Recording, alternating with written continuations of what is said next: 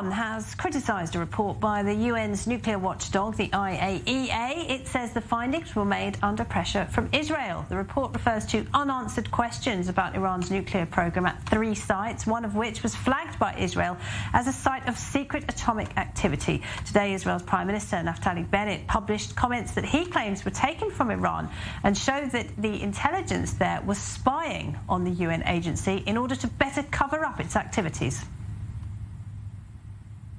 Spreading lies? Come on. I'm holding right here the proof of your lies in my hands.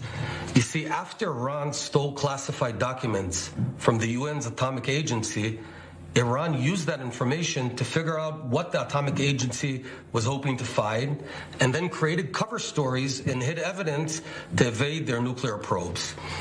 So how do we know this? Because we got our hands on Iran's deception plan a few years back. And it's right here in my hands. Here it is in the Persian language. Hundreds of pages marked with the stamp of Iran's Ministry of Intelligence. Well, for more on that, we're joined by Meir Javedanfar, Iran lecturer at Reichman University. Thank you very much for being with us. So, has Israel caught Iran red-handed here? Is this a smoking gun, so to speak? We already have the smoking gun but we have a number of smoking guns. This is just another one. I mean, the Mossad documents spirited out of Iran, there were a smoking gun.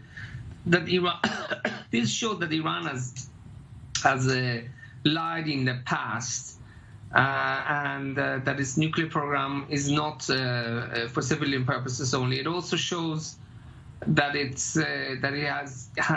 was able to steal secrets from the IAEA, which is very interesting.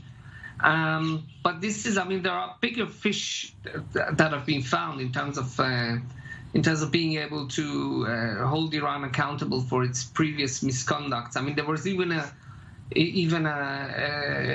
statement made by Mr. Abbas Davani, the former head of the Iranian Atomic Energy Organization, which basically said that when Fakhrizadeh was alive, he was working on a military system. So you can add this to the collection of a number of evidences that there's already available. And how will this information be used? Do you think it will further undermine efforts to revive the nuclear deal, the JCPOA?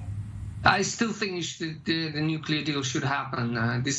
One of the ways to make sure that we can catch Iran in the future if it tries to cheat again is by having the nuclear deal, because the nuclear deal gives us unprecedented inspection regime, which we did not have. I may also add that until Trump walked away from the nuclear deal in May 2018, Iran was abiding by the nuclear deal and had not broken the deal. And I think this is the best ultimate option, to go back to the nuclear deal to make sure that the inspection regime is back on, so that we can have a better idea in case Iran wants to lie again in the future. All right, well, Meir, stay with us because I want to go to another story, and Israel has ramped up a warning for its citizens who are visiting Turkey. This over fears that they may be targeted by Iran in revenge for the killing of a top general this week, one Tehran blames on Israel.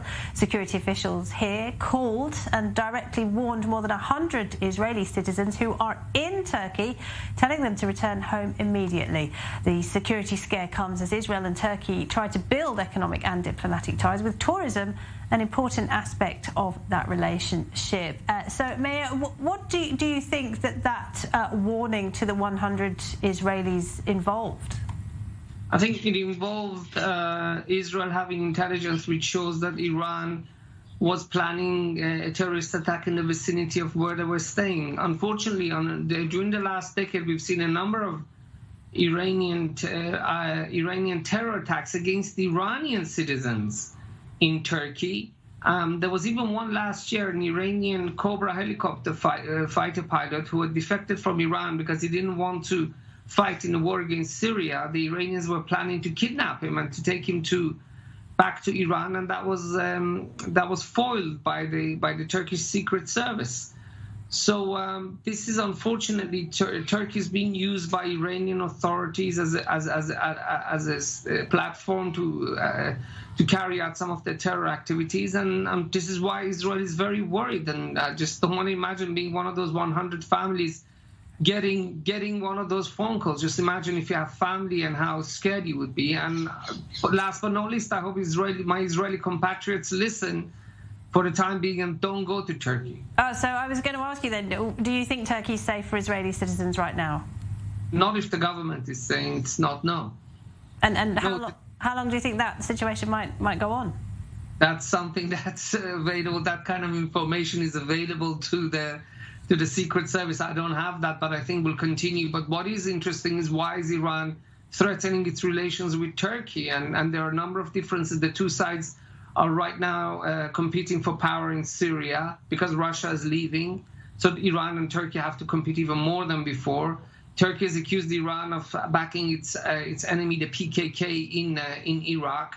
Then there's the Turks building dams on the Tigris, which is basically dried the Tigris River in Iraq, and that has created sandstorms engulfing Iran. Iran is not happy about that. And last but not least, the Turks are helping to build dams on the Aras River on Iran's border, and that could deprive 3 Iranian provinces on its border with Turkey from water. So the two sides, the relationship between them has been deteriorating, which is why it seems to me that the Iranians feel comfortable to plan such an attack on Turkish soil.